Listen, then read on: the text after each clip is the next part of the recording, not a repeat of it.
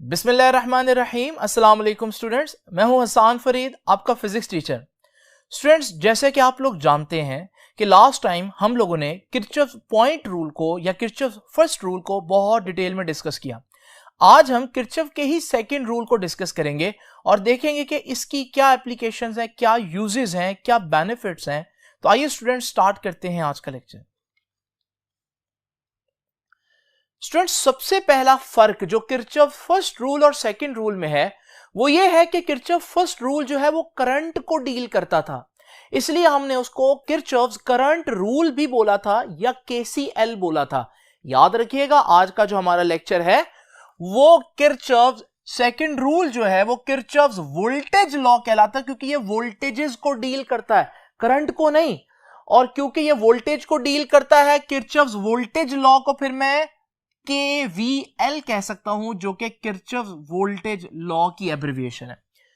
Students, आप लोग देख रहे हैं कि किरचॉफ वोल्टेज लॉ समझाने के लिए मैंने एक सर्किट आप लोगों के सामने बनाया है जिसमें दो बैटरीज हैं और दो रेजिस्टर्स हैं।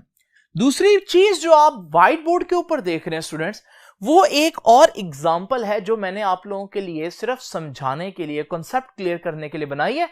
ये आप डेफिनेटली जब क्वेश्चन अटेम्प्ट करेंगे तो आप इसको बिल्कुल भी ड्रॉ नहीं करेंगे, ठीक है। This is not the part of your question, ये सिर्फ एक्सप्लेनेशन में, अंडरस्टैंडिंग के लिए हेल्पफुल है, इसलिए मैंने आप लोगों के सामने बनाई है।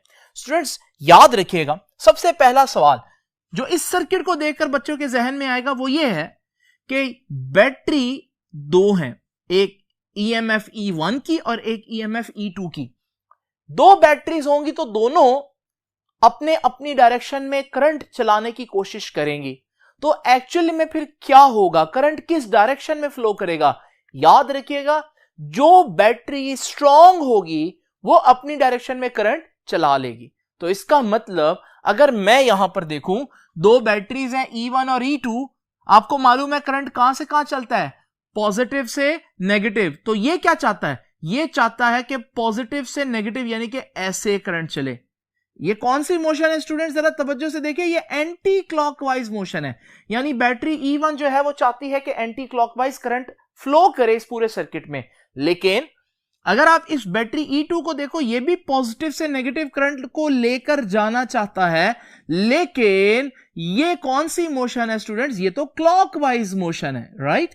अब हमारे पास दो ऑपोजिट बैटरीज हैं, बिल्कुल एक दूसरे के ऑपोजिट डायरेक्शन में करंट चलाने की कोशिश कर रही हैं, एक एंटी क्लॉकवाइज और एक क्लॉकवाइज। लेकिन मैंने आपको बताया कि ये जो बैटरी है, सपोज कर लेते हैं ये स्ट्रॉन्गर है, ये ज्यादा वोल्ट्स की बैटरी है। अगर ये ज्यादा वोल्ट्स की बैटरी है और ये एंटी क्लॉकवाइज डायरेक्शन में करंट चलाना चाह रही थी, तो फिर करंट एक्चुअली में एंटी क्लॉकवाइज ही चलेगा। तो ये करंट की डायरेक्शन ऐसे हुई। इस डायरेक्शन में करंट क्यों नहीं चल रहा, क्योंकि वो स्ट्रॉन्गर बैटरी है और करंट हमेशा स्ट्रॉन्गर बैटरी ही की डायरेक्शन में चलता है। ये तो पहली बात थी जो मैंने आप लोगों को क्लियर करनी थी। स्टूडेंट, इससे पहले कि मैं सर्किट पर आऊं, आइए इस आसान से एग्जांपल को समझते हैं। आप देख रहे हैं इस एग्जांपल में मेरे पास दो चीजें हैं, बैंक्स हैं और शॉप्स हैं। जरा तवज्जो कीजिएगा, यहां मैं पैसों के लिहाज से, करेंसी के लिहाज से आपको समझाता हूं। सपोज करें ये आपका स्टार्टिंग पॉइंट है, इस वक्त आपके पास 0 रुपीज है, आपके पास कोई पैसा नहीं है। अब आप जब यहां से चले और आप बैंक में एंटर हुए, आपने बैंक में 1000 रुपीज जो है वो ATM से निकाले। यानी कि मैं कहूंगा कि ये वो पैसे हैं जो अब आपके पास आ गए हैं। तो मैं कहूंगा कि जैसे ही आप बैंक में एंटर हुए, आपको 1000 रुपीज अब मिल गए हैं। तो स्टूडेंट, इसका मतलब आपके जहन में क्या आया कि बैंक जो है उसकी ट्रांजैक्शन को मैं हमेशा पॉजिटिव लिखूंगा, क्योंकि बैंक हमेशा पैसे देता है। लेकिन स्टूडेंट्स, ऐसा नहीं है। बैंक की ट्रांजैक्शन पॉजिटिव भी हो सकती है, नेगेटिव भी हो सकती है, क्योंकि अगर मैं बैंक में जाकर पैसे डिपॉजिट कर दूं और वो पैसे रख लें, तो वो तो पैसे मेरे से चले गए। तो इसका मतलब उस ट्रांजैक्शन को मैं नेगेटिव कहूंगा। यानी कि मैं क्या कहना चाह रहा हूं कि बैंक जो है उसकी जो ट्रांजैक्शन है वो पॉजिटिव भी हो सकती है, नेगेटिव भी हो सकती है। पॉजिटिव का मतलब मैंने कैश लिया है बैंक से, और नेगेटिव का मतलब मैंने कैश दे दिया है, बैंक को डिपॉजिट करा दिया। स्टूडेंट जरा तवज्जो कीजिए, मैं बैंक से निकला, अब मेरे पास यहां तो 0 रुपीज थे, अब मेरे पास 1000 रुपीज है, मैं शॉप में गया। अब शॉप में क्या होगा? शॉप में डेफिनेटली शॉपिंग होगी, तो वहां तो मेरे पैसे लगने ही हैं। क्या यह मुमकिन है कि शॉप मुझे पैसे दे? नहीं। तो शॉप में डेफिनेटली सपोज कर लेते हैं यहां पर मेरे 300 रुपीज जो हैं वो खर्च हुए, तो मैं कहूंगा जब मैं शॉप में से गुजरा तो -300 रुपीज है। माइनस क्यों? क्योंकि ये है जो खर्च हो गया, एक्सपेंस कह रहा हूं मैं इसको। तो बैंक के बाद शॉप के लिए आप लोगों के जहन में क्या रूल होना चाहिए कि शॉप की ट्रांजैक्शन सिर्फ और सिर्फ नेगेटिव होगी, क्योंकि शॉप में आपके पैसे लगेंगे। अच्छा, मैं यहां पर अब इस बैंक में एंटर होता हूं। इस बैंक में मैंने 500 रुपीज डिपॉजिट कर दिए, वापस बैंक में जमा करवा दिए, ये मेरे से चले गए, तो मैं कहूंगा ये स्टेटमेंट बैंक की नेगेटिव हुई। यानी बैंक से पैसे मिल भी सकते हैं पॉजिटिव, और पैसे बैंक को जा भी सकते हैं नेगेटिव, लेकिन शॉप में तो पैसे हमेशा नेगेटिव ही आएंगे, क्योंकि शॉप से हमेशा पैसे जाएंगे, क्योंकि वहां खर्चा होगा, एक्सपेंस होगा। अब मैं जब इस शॉप में आता हूं, तो इस शॉप में मैंने 200 रुपए की फिर से शॉपिंग की, और स्टूडेंट्स मैं आ जाता हूं वापस उसी जगह पर। आइए इस पूरे जर्नी का एनालिसिस करते हैं कि टोटल मेरे पास वापस आने पर कितने पैसे होंगे। देखें, स्टार्ट में मेरे पास कितने रुपीस थे? 0। फिर जब मैं यहां आया 1000 आ गया मेरे पास, 300 यहां से लग गया, फिर 500 यहां लग गया, फिर 200 यहां लग गया। तो अगर आप कैलकुलेट करें ये कितना लग गया? 300, 500, 800 और 200, 1000 बन गया। यानी जो मैंने बैंक से 1000 निकाला था, कुछ यहां दिया, कुछ यहां दिया और कुछ यहां दिया। जब मैं वापस पहुंचा तो वापस उसी जगह पर फिर से मेरे पास 0 रुपीज है। यानी क्या सीखा मैंने? इस पूरे सफर के दौरान कहीं पर पैसे आए, कहीं पर पैसे गए, लेकिन जब मैं जहां से चला था वापस उसी जगह पर पहुंचा, तो बताओ टोटल मेरे पास कितना चेंज आया? तो आपने देखा कोई चेंज नहीं आया। 0 रुपीज लेकर चला था, और जब वापस पहुंचा तो मेरे पास 0 रुपीज है। इस सूरत में मैं कहूंगा इस पूरे जर्नी में डिफरेंट जगहों पर चेंजेस आ रही हैं, डिफरेंट जगहों पर चेंजेस आ रही हैं, लेकिन ओवरऑल कोई चेंज नहीं है, क्योंकि जितना मैंने स्टार्ट में था उतना ही वापस जब पहुंचा हूं तो मेरे पास उतना ही है। तो ओवरऑल कोई चेंज नहीं है। ये एग्जांपल पर मैंने काफी टाइम लगा दिया स्टूडेंट, सिर्फ इस वजह से, क्योंकि अगर यह समझ में आ गई तो अगली बात बहुत आसान है। स्टूडेंट्स, ये जानबूझकर मैंने बैंक और शॉप्स की एग्जांपल दी। अब जरा चलते हैं अपने सर्किट की तरफ। ये क्या है? ये बैंक्स हैं। देखिए मैंने एक ही जगह पर बनाए हैं दोनों को, सर्किट की पोजीशन भी, ताकि आपके आसानी हो आपको समझने में। जो हमारे पास बैटरी है या सेल है वो बैंक है।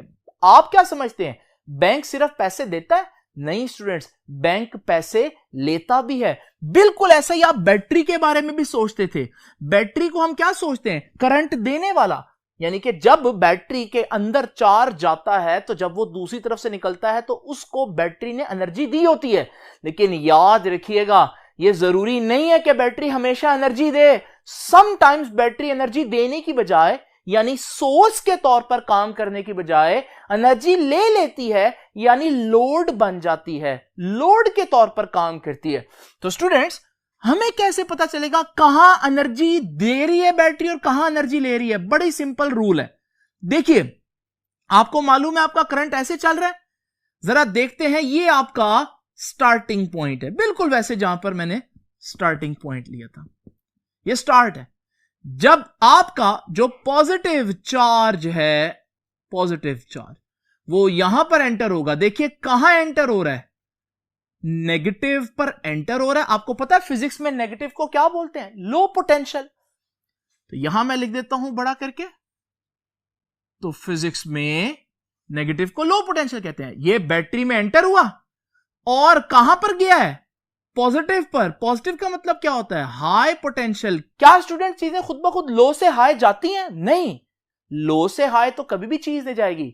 अगर मैं इस मार्कर को यहां पर छोड़ूं तो ये खुद ब खुद नीचे जाएगा, क्या ये ऊपर जाएगा हाई एनर्जी की तरफ? नहीं।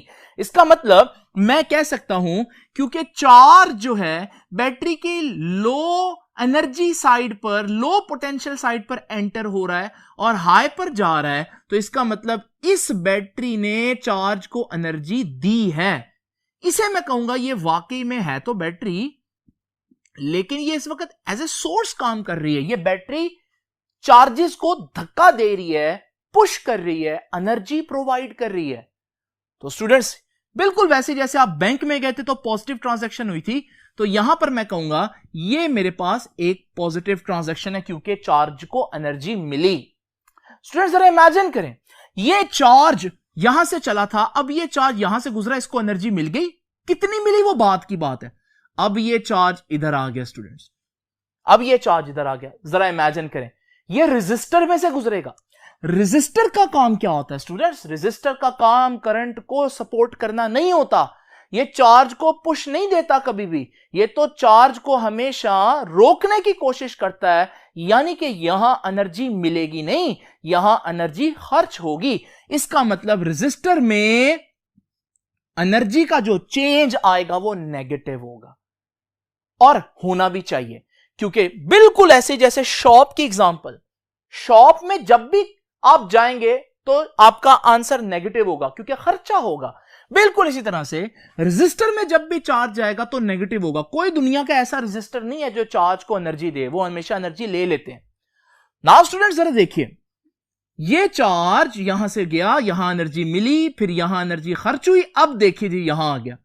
अब कहने को तो बैटरी है, और हमारे लिए बैटरी क्या होता है? हमारे लिए तो बैटरी एक सोर्स है जो चार्ज को धक्का देती है, एनर्जी देती है। लेकिन जरा देखें यहां क्या हो रहा है, ये चार्ज यहां से चला और ये चलते चलते जब इधर आएगा तो आप देखिएगा ये चार्ज कहां एंटर हो रहा है, कहां पर एंटर हो रहा है जी? पॉजिटिव पर। पॉजिटिव का मतलब स्टूडेंट्स हाई पोटेंशियल पर एंटर हो रहा है, और कहां से निकलेगा? नेगेटिव से निकलेगा, लो पोटेंशियल पर। यानी कि जब चार्ज दाखिल हुआ तो हाई पोटेंशियल पर था, लेकिन जब चार्ज वहां से निकला तो वहां पोटेंशियल लो है, यानी कि चार्ज ने एनर्जी लूज कर दी।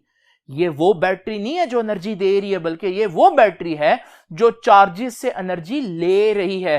हालांकि बैटरी है, लेकिन इसका आंसर भी एनर्जी का नेगेटिव आएगा। ये एनर्जी प्रोवाइडर नहीं है, ये एनर्जी दे नहीं रही बल्कि एनर्जी ले रही है। तो स्टूडेंट्स जैसे हम समझते थे बैंक के बारे में कि बैंक सिर्फ पैसा देता है, लेकिन फिर जब मैंने आपको क्लियर किया कि बैंक पैसा दे भी सकता है, बैंक में पैसा आप भी दे सकते हैं, यानी कि बैंक पैसा ले भी सकता है। बिल्कुल इसी तरह से बैटरी एनर्जी दे भी सकती है और बैटरी एनर्जी ले भी सकती है। अगर वो एनर्जी लेगी तो हम उसको नेगेटिव लिखेंगे, चाहे वो बैटरी ही क्यों ना हो। नाउ स्टूडेंट्स उसके बाद आ गई रेजिस्टर की बारी। चार्ज यहां से स्टार्ट हुआ था, इधर से गुजरा, एनर्जी मिली, इधर से गुजरा, एनर्जी खर्च हुई, इधर से गुजरा, एनर्जी का लॉस हुआ, खर्च हुई। अब इसमें से गुजरा, ये तो रेजिस्टर है, और रेजिस्टर की मिसाल तो शॉप की तरह है, तो यहां से तो करंट जब भी गुजरेगा तो डेफिनेटली लॉस होगा, और जब करंट चार्ज वापस इसी पॉइंट पर पहुंचेगा तो स्टूडेंट्स वही वाली बात, जितना यहां पर उसके पास पोटेंशियल था, जब वो वापस यहां पर पहुंचेगा तो उसके पास उतना ही पोटेंशियल होगा। यानी कि मैं कह सकता हूं एक पूरे सर्किट के अंदर सारे पोटेंशियल चेंजेस का जो सम है वो ओवरऑल 0 है। तो स्टूडेंट्स याद रखिएगा, बिल्कुल ऐसे जैसे मैंने बोला था कि जितने पैसे हैं, कहीं पर चेंज आ रहा है, कहीं पर पॉजिटिव, कहीं पर नेगेटिव, ये सारी चीजें चल रही हैं, लेकिन जब वो वापस वहां पहुंचता है तो उसके पास उतनी एनर्जी है। सर्किट्स में भी ऐसा ही होता है, जब एक चार्ज कहीं से चलता है, कहीं वो एनर्जी लेता है, कहीं वो एनर्जी देता है, लेकिन जब वो वापस वहां पहुंचता है तो उसके पास कुल मिलाकर कितनी एनर्जी होती है? जितनी स्टार्ट में थी, यानी ओवरऑल एनर्जी में कोई चेंज नहीं आया। यानी कि मैं कह सकता हूं इस पूरे सर्किट के अंदर चार्ज की एनर्जी कंजर्व रही है, यानी एनर्जी का लॉस नहीं हुआ ओवरऑल। कहीं कहीं हुआ है, कहीं कहीं गेन भी हुआ है, लेकिन ओवरऑल कोई चेंज नहीं आया। इसी को तो हम कहते हैं law of conservation of energy. इसका मतलब किरचॉफ का जो सेकंड रूल है वो एक्चुअली में law of conservation of energy को एक्सप्लेन कर रहा है सर्किट्स के अंदर। जो किरचॉफ का फर्स्ट रूल था वो law of conservation of charge को एक्सप्लेन करता था। ये फर्क है दोनों में। वो करंट को डील करता था, ये वोल्टेज को डील करता है। वो चार्जेस के कंजर्वेशन की बात करता था, ये एनर्जी की कंजर्वेशन की बात करते हैं। नाउ स्टूडेंट्स, इसके बाद आपने किरचॉफ की डेफिनेशन लिखनी है, वो मैं बाद में लिखता हूं। उसके बाद एक्सप्लेनेशन लिखनी है, लेकिन याद रखिएगा मैं अब एक्सप्लेनेशन में नहीं जाऊंगा, लिखने की तरफ नहीं जाऊंगा, एक्सप्लेन मैं आपको बिल्कुल करूंगा। तो स्टूडेंट्स याद रखिएगा पेज नंबर 47 पर जो ये पूरा पैराग्राफ है, ये मैं अभी आप लोगों के सामने एक्सप्लेन करूंगा एक एक लाइन, लेकिन मैं लिखूंगा नहीं। तो आप लोगों का काम है इसको पढ़ना डिटेल में। तो आइए जरा देखते हैं अभी तक हम लोगों ने इस सर्किट में क्या देखा। हमने ये देखा 4 एलिमेंट्स हैं। चारों एलिमेंट्स के लिए स्टूडेंट्स मैं 4 ब्रैकेट्स डाल लेता हूं। देखिए ब्रैकेट्स, इन ब्रैकेट्स के अंदर एनर्जीज आएंगी। ठीक है जी। पहले तो आप ये देखिए, यहां पर चार्ज को एनर्जी मिली थी ना पॉजिटिव, तो इसकी ब्रैकेट के बाहर मैं प्लस लिख देता हूं। ठीक है जी। फिर ये चार्ज यहां एंटर हुआ, तो रेजिस्टर है उसने एनर्जी का लॉस किया नेगेटिव, तो इसकी ब्रैकेट के बाहर नेगेटिव है। ये बैटरी, लेकिन जब चार्ज इसमें एंटर हुआ तो पॉजिटिव से नेगेटिव गया है, हाई से लो गया है, तो एनर्जी का लॉस ही हुआ है, तो नेगेटिव। और फिर जब चार्ज यहां पर पहुंचा तो ये तो रेजिस्टर है शॉप की तरह, इसका आंसर हमेशा ही नेगेटिव आना है। और हमने ये देखा कहीं एनर्जी मिली, कहीं एनर्जी कम हुई, कुल मिलाकर टोटल ओवरऑल कोई चेंज नहीं है। तो सारी एनर्जीज का जो टोटल है, नेट है, रिजल्ट है, सम है, कुछ भी कह लें आप, है कितना? 0। नाउ स्टूडेंट्स, क्वेश्चन है कि इन ब्रैकेट्स के अंदर आएगा क्या? एनर्जीज आएंगी डेफिनेटली। एनर्जी और वर्क में तो आपको पता है कोई फर्क नहीं होता। अब वर्क हम लोगों ने कई किस्म का पढ़ा है स्टूडेंट्स। जब हम लोगों ने मैकेनिक्स पढ़ी तो हम लोगों ने वर्क का यह फॉर्मूला पढ़ा, फोर्स इनटू डिस्प्लेसमेंट। जब हम लोगों ने चैप्टर नंबर 11 पढ़ा फर्स्ट ईयर में, गैसेस के लिए हम लोगों ने वर्क का यह फॉर्मूला पढ़ा, इसे बोलते हैं प्रेशर वॉल्यूम वर्क। लेकिन इलेक्ट्रिसिटी के अंदर हम लोगों ने वर्क का जो फॉर्मूला पढ़ा वो ये दोनों ही नहीं है, वो है QV, charge into potential is called work. तो याद रखिएगा, वर्क भी कह सकता हूं और एनर्जी भी कह सकता हूं। यहां ये वाले फॉर्मूला नहीं यूज होंगे क्योंकि ये अब इलेक्ट्रिसिटी के अंदर ये फॉर्मूला यूज होते हैं। नाउ स्टूडेंट जरा तवज्जो कीजिए, ये भी तो एनर्जी है ना, तो ये भी चार्ज इनटू पोटेंशियल आ जाएगा। लेकिन ये किसकी बात चल रही है? ये तो बैटरी की बात चल रही है। बैटरी के पोटेंशियल को उसकी ईएमएफ ही कहते हैं, तो साथ आ जाएगी इसकी ईएमएफ E1। ठीक हो गया स्टूडेंट्स, जरा तवज्जो कीजिए। फिर ये भी तो एनर्जी ही है, ये भी आएगा चार्ज इनटू पोटेंशियल। अब किसकी बात कर रही है? रेजिस्टर की, तो यहां मैं पोटेंशियल ही लिखूंगा, ईएमएफ नहीं लिखूंगा। उसके बाद देखिए जी, ये भी एनर्जी है, और एनर्जी का फॉर्मूला क्या है? चार्ज इनटू पोटेंशियल, तो चार्ज इनटू पोटेंशियल। अब ये किसकी बात चल रही है? ये बात चल रही है बैटरी की, इस बैटरी की, और इसका पोटेंशियल इसकी ईएमएफ ही होगी।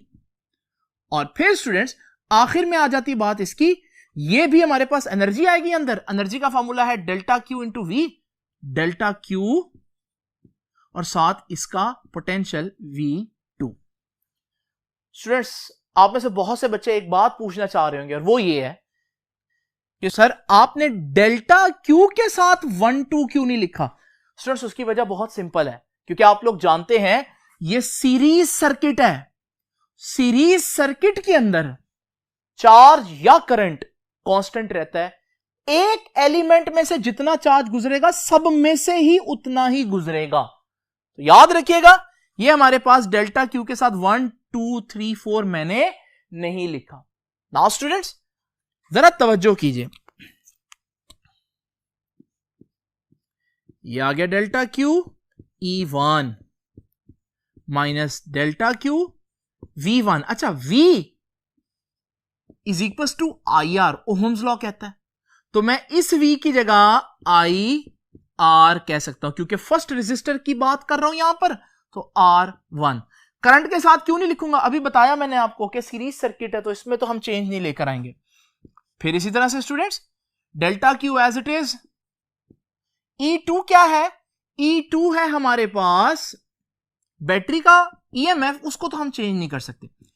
फिर डेल्टा क्यू है, ये V2 है, अभी हमने पढ़ा V is equal to IR, तो इसकी जगह IR, क्योंकि इस रेजिस्टर की बात हो रही है तो R2 आ जाएगा। स्टूडेंट्स कोई चीज कॉमन नजर आ रही है आप लोगों को, डेफिनेटली ये डेल्टा क्यू कॉमन आ रहा है, तो डेल्टा क्यू कॉमन आ गया। यहां क्या रह गया जी, यहां E1 रह गया, यहां से भी डेल्टा क्यू कॉमन चला गया, अंदर क्या रह गया माइनस, और साथ क्या रह गया IR1, फिर यहां भी माइनस रह गया और साथ क्या रह गया E2, और यहां भी माइनस रह गया, डेल्टा क्यू बाहर चला गया और क्या रह गया साथ IR2, और सबका कुल मिलाकर सम कितना हुआ 0। ये डेल्टा क्यू उधर जाकर डिवाइड होगा, इसी स्टेप में कर देता हूं, तो डेल्टा क्यू उधर जाकर डिवाइड हो जाएगा। और फिर आप लोग ये जानते हैं कि 0 डिवाइडेड बाय एनीथिंग इज 0, तो फिर हमारे पास ये फाइनल फॉर्म आई इसकी, जिसको मैं आपके सामने फिर से लिख रहा हूं।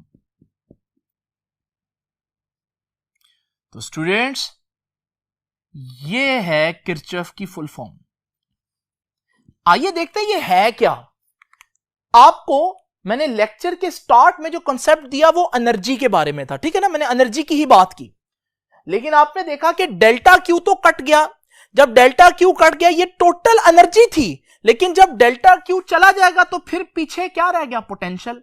यहां से भी डेल्टा क्यू चला जाएगा तो ईएमएफ रह गया, वो भी एक किस्म का पोटेंशियल होता है, वोल्ट्स में मेजर होता है, और यहां से भी डेल्टा क्यू चला जाएगा पोटेंशियल। तो बात स्टार्ट एनर्जी से हुई थी, लेकिन बात खत्म कहां हो रही है, पोटेंशियल पर हो रही है। ये पोटेंशियल पॉजिटिव क्यों है, ये वो पोटेंशियल है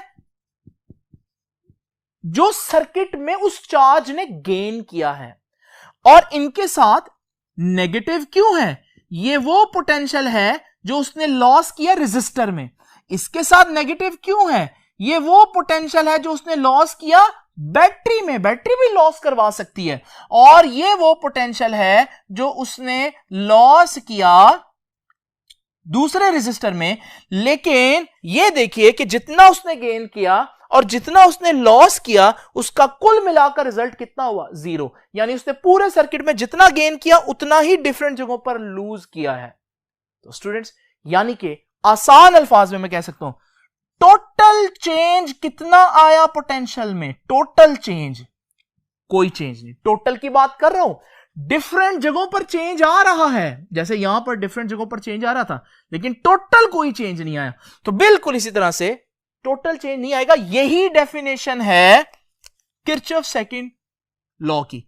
तो क्या डेफिनेशन हुई जी, सम ऑफ, यहां पे मैं लिखूंगा algebraic sum of, algebraic sum of all potential changes in a closed path is 0।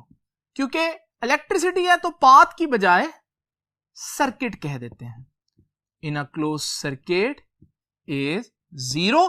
ये बात कहां से निकाली है मैंने, ये बात मैंने ये फाइनल रिजल्ट से निकाली है। स्टूडेंट्स ये सारी बातें जो मैं साथ साथ बोलता गया हूं, ये अगेन बता दूं पेज नंबर 47 पर ये पूरे पैराग्राफ में वही एग्जैक्ट बातें चल रही हैं जो मैंने लिखी नहीं है मगर बोली हैं। तो बजाय कि मैं लिखने में टाइम वेस्ट करता, मैंने ज्यादा टाइम जो है वो कॉन्सेप्ट को दिया है, तो आप लोगों ने ये पैराग्राफ खुद ही रेडी करना है। तो स्टूडेंट्स ये था हमारे पास किरचॉफ का सेकंड रूल। आपने देखा कि किरचॉफ का फर्स्ट रूल जो है वो अगेन बता दूं करंट को डील करता है, जबकि किरचॉफ का सेकंड रूल वोल्टेज को डील करता है। ये दोनों रूल्स बहुत इंपॉर्टेंट है क्योंकि इनके बगैर न्यूमेरिकल्स नहीं होंगे। आपसे अब इंशाल्लाह मुलाकात होगी हमारे पास नेक्स्ट लेक्चर में। स्टूडेंट्स तब तक के लिए अल्लाह हाफिज।